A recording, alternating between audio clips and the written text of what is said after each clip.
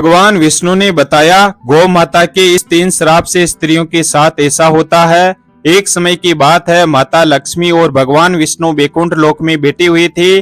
तभी माता लक्ष्मी ने भगवान विष्णु से कहा, स्वामी मेरे मन में 3 प्रश्न उठ रहे हैं, आपकी आज्ञा हो तो आपसे पूछूं। भगवान विष्णु ने कहा, हे महादेवी आपके मन में कौन से प्रश्न उठ रहे हैं, निसंकोच होकर पूछो। फिर माता लक्ष्मी ने कहा, स्वामी मेरा पहला प्रश्न है, आखिर क्यों गाय माता ने स्त्रियों को श्राप दिया था। और मेरा दूसरा प्रश्न है, एक मनुष्य को वह कौन सी चीजें हैं जिसे गाय को खिलाने से पाप और पुण्य मिलता है। और मेरा तीसरा प्रश्न है, गाय एक पवित्र पशु होने के बावजूद भी क्यों उसे झूठा अन्न खाना पड़ता है। फिर भगवान विष्णु ने कहा, हे महादेवी आपने समस्त मानव जाति के कल्याण हेतु अत्यंत ही महत्वपूर्ण प्रश्न किए हैं। गाय को माता के समान पूजनीय माना जाता है और गाय में 33 करोड़ देवी देवताओं का वास होता है। यह पशुओं में सबसे पवित्र पशु है, जिसकी उत्पत्ति समुद्र मंथन के समय आपके साथ हुई थी। जिस घर में गाय की पूजा और सेवा की जाती है, उस घर में अन्न धन का हमेशा भंडार भरा रहता है। हे महादेवी मैं आपके तीनों प्रश्नों के उत्तर एक पवित्र कथा के माध्यम से देने वाला हूँ। जो भी मनुष्य इस महान कथा को ध्यान से और पूरी सुनेगा, उसका घर हमेशा धन धान्य से भरा रहेगा और उसके घर में कभी लड़ाई झगड़ा नहीं होगा और मृत्यु के बाद उस व्यक्ति को स्वर्ग लोक की प्राप्ति होगी। फिर माता लक्ष्मी कहने लगी, हे स्वामी मैं इस पवित्र कथा को ध्यान लगाकर पूरी अवश्य सुनूंगी, कृपया आप इस कथा को सुनाना प्रारंभ कीजिए।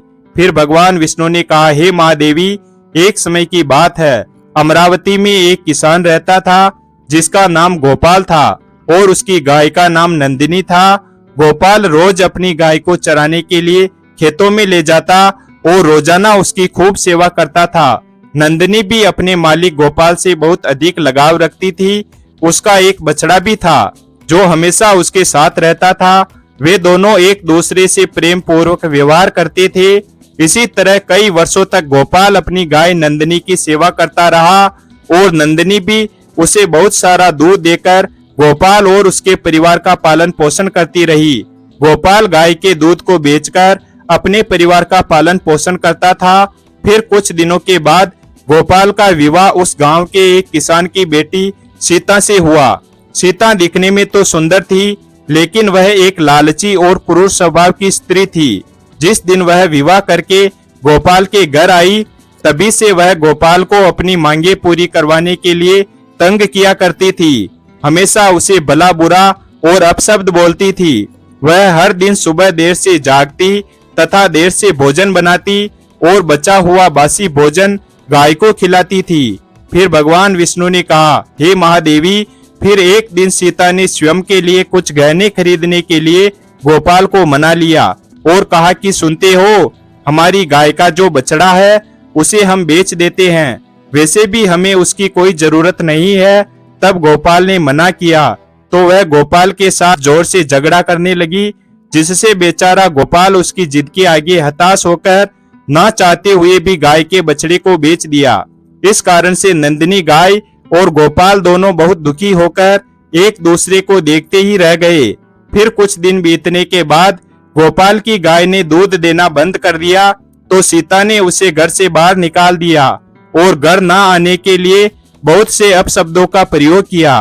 फिर भगवान विष्णु ने कहा, हे महादेवी गाय एक बेजुबान पशु अवश्य है, किंतु वह मनुष्य के हाव भाव को अच्छी तरह से समझती है। और वह वहां से चली गई। नंदिनी अपना जीवन गांव के पास वाले जंगल में व्यतीत करने लगी। फिर कुछ समय बीतने के बाद गाय गर्भवती हो गई और वह अपना जीवन उस जंगल में रहकर जीने लगी।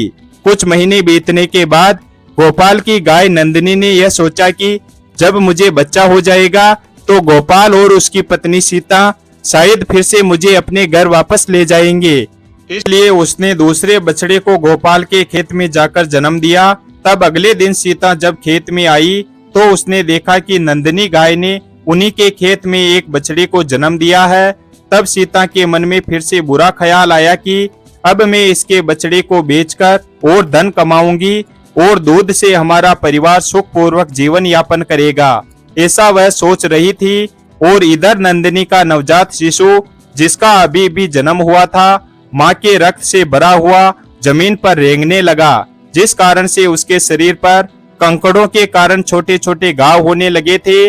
अपने नवजात शिशु की ऐसी हालत पर नंदिनी गाय को बहुत दया आई और तड़पती हुई अपने बच्चे की ओर देखने लगी, क्योंकि वह कुछ भी नहीं कर सकती थी। लेकिन जब उसने सीता को उसकी ओर आते हुए देखा तो उससे करुण स्वर में कहने लगी, हे देवी, कृपा करके आप मेरे नवजात शिशु को इस पीड़ा से मुक्त करें। इसके नाजुक शरीर को जमीन पर कंकड़ चुभने के कारण इसे कष्ट हो रहा है। फिर जब सीता ने गाय के बछड़े की ओर देखा तो वह अत्यंत दुर्गंध युक्त रक्त में पड़ा रेंगता हुआ अपनी माँ की तरफ बढ़ रहा था। तब सीता को उस गाय के शिशु की ऐसी हालत देखकर उस पर दया आने की जगह घिन आने लगी और उसने गाय के बच्चे को न उठाते हुए कहा, भला मैं तुम्हारे ऐसे गंदे बछड़े को क्यों छू लूं? फिर भगवान विष्णु ने कहा, हे महादेवी, वह गाय सीता से बहुत याचना करने लगी। रोते हुए और गिड़गिड़ाते हुए अंतर मन से उससे विनती करने लगी, किंतु सीता ने क्रूर स्वभाव के कारण उसने गाय के बछड़े को छुआ तक नहीं और वह वहां से दूर चली गई। गाय बार बार उससे विनती करती रही, किंतु सीता ने उसकी बातों पर ध्यान नहीं दिया। तब गाय ने भगवान से प्रार्थना करते हुए गुहार लगाई और कहने लगी, हे प्रभु, आप क्यों मेरे निर्दोष और निष्पाप बछड़े को ऐसी प्राण घातक सजा दे रहे हैं? आखिर हम पशुओं ने ऐसा कौन सा महापाप किया है जिस कारण से हमें अपने ही बच्चों को ऐसे तड़पते हुए देखना पड़ता है? गाय की ऐसी करुण पुकार सुनकर स्वयं श्री कृष्ण वहां प्रकट हुए और उन्होंने गाय सहित समस्त पशुओं को आशीर्वाद दिया कि उनके बच्चे जन्म लेने के तुरंत बाद ही चलने लगेंगे, जिस कारण से वे उनकी मां के आसपास ही रह सकेंगे। फिर भगवान विष्णु ने कहा, हे महादेवी, श्री कृष्ण आशीर्वाद देकर वहां से अंतर ध्यान हो गए। परंतु थोड़ी ही देर बाद जब सीता वापस उस गाय के पास उसे देखने के लिए आई तो उसे उसकी आंखों पर विश्वास नहीं हुआ। गाय का बच्चा खुद से खड़ा था। तो सीता ने गाय के बच्चे को हल्का सा धक्का देकर जमीन पर गिरा दिया।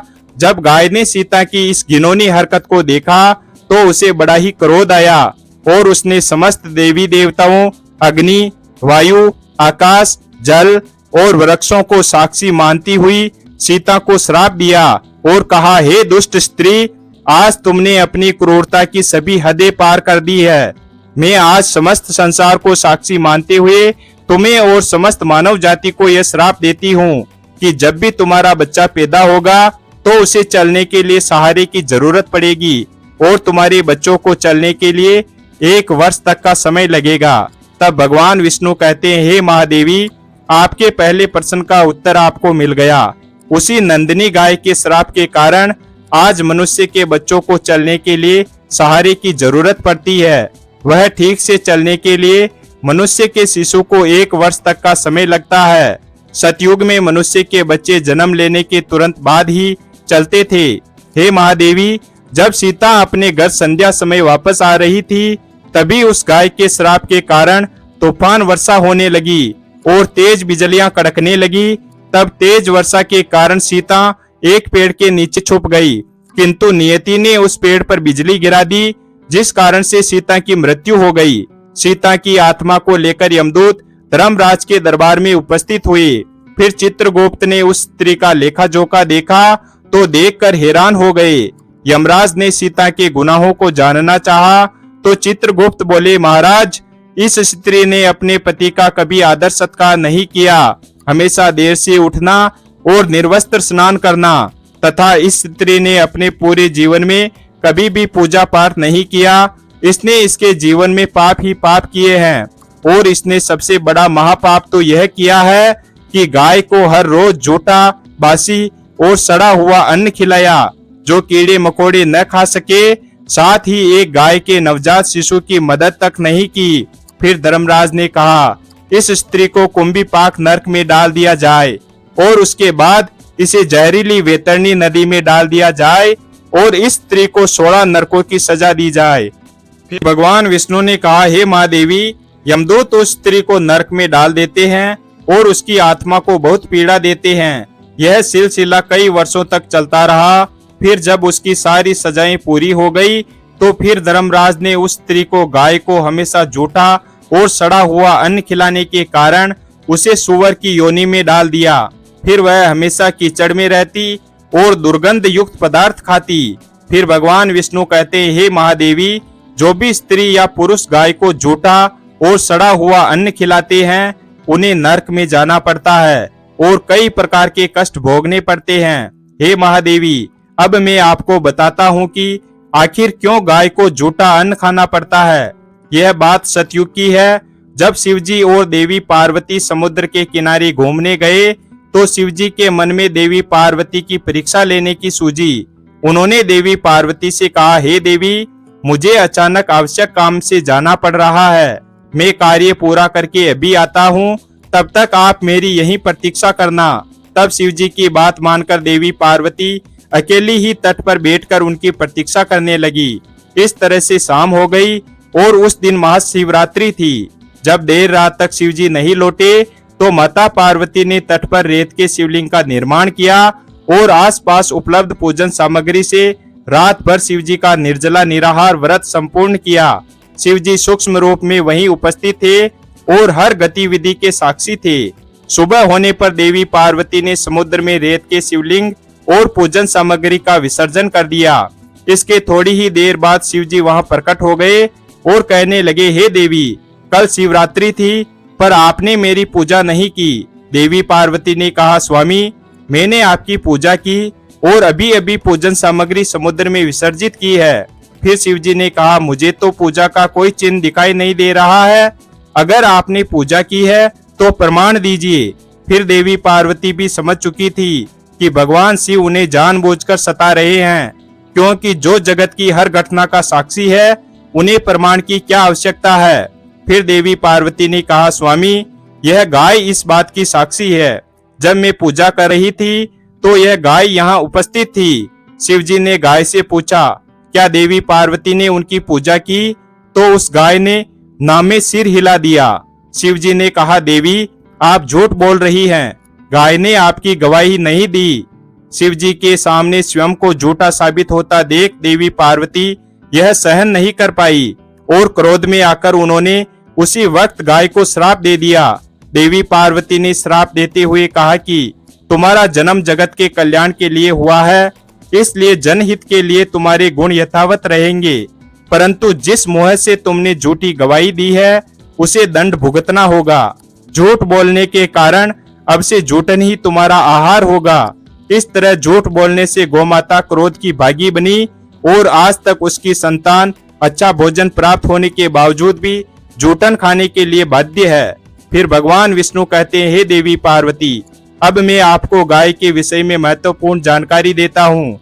अक्सर मनुष्य गाय से पुण्य पाने के लिए कई प्रकार के व्रत पूजा पाठ करते हैं, किंतु उन्हें गाय को ये कुछ चीजें भूलकर भी नहीं खिलानी चाहिए। द्वार पर आई हुई गौ माता को कभी भी बिना रोटी खिलाए जाने नहीं देना चाहिए। गौ माता को रोटी और ताजी हरी घास खिलानी चाहिए, जो कि हम हर दिन पहली रोटी गौ माता की बनाते हैं, इसलिए हमेशा उस रोटी को प्यार से गौ माता को खिला दें। गौ माता को रोटी खिलाने से हमें बहुत पुण्य मिलता है। गौ माता को कभी भी बासी और सड़ा गला खाना नहीं खिलाना चाहिए। भूख लगने पर मजबूरी में गौ माता वह खाना खा तो लेती है, लेकिन इसका दुष्परिणाम पड़ता है, जिस कारण से हमारे घर में नकारात्मकता आती है। अगर किसी की कुंडली में कोई दोष है जिसके कारण उसे लगातार परेशानियों का सामना करना पड़ रहा है, तो गौ माता को रोटी खिलाते समय कुछ उपाय कर सकते हैं। जैसे यदि कुंडली में चंद्र दोष है तो आप रोटी पर सफेद मक्खन, नमक या घी लगाकर गौ माता को खिलाएं। यदि कुंडली में शनि दोष है तो रोटी बनाते समय आटे में थोड़े से काले तिल मिलाकर आटा गूंथ ले और उस आटे की ताजी रोटी बनाकर शनिवार या अमावस्या के दिन गौ माता को खिलाएं। इसी तरह मंगल या गुरु दोष हो तो रोटी के ऊपर हल्दी लगाकर गौ माता को खिलाएं। यह उपाय करने से इन सभी दोषों के दुष्प्रभाव से काफी हद तक अपना बचाव कर सकते हैं। गौ माता को प्रतिदिन रोटी और घास खिलाने से लाभ होता है और पितृ दोष से भी मुक्ति मिलती है। इसी तरह कुंडली में यदि शनि की 7.5 या महादशा है तो हर शनिवार को और अमावस्या को काले रंग की गाय को घास और रोटी खिलाएं। वीडियो अगर पसंद आया हो तो वीडियो को लाइक और हमारे चैनल शिव भक्त को सब्सक्राइब करें और अपने दोस्तों के साथ शेयर करें। धन्यवाद। और कमेंट बॉक्स में जय गौ माता अवश्य लिखें और